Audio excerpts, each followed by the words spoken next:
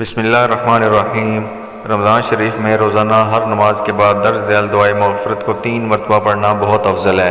استغفر اللہ العظیم الذی لا الہ الا هو الحی القیوم الیہ توبۃ عبد ظالم لا یملک نفسہ ضرا ولا نفعا ولا موتا ولا حیاتا ولا نشورا۔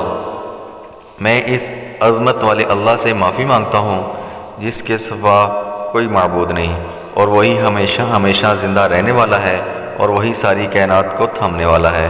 میرا اس کی طرف رجوع کرنا اس بندے کی طرح ہے جس نے اپنے نفس پر ظلم کیا، اور اس کا نفس نہ کسی نقصان کا مالک ہے اور نہ نفع کا، اور نہ موت کا مالک ہے، اور نہ ہی حیات کا، اور نہ ہی موت کے بعد قبروں سے اٹھنے کا۔ اللہ تعالیٰ سے دعا ہے کہ ہم سب کو رمضان میں زیادہ سے زیادہ نیک کام کرنے کی توفیق عطا فرمائے، آمین۔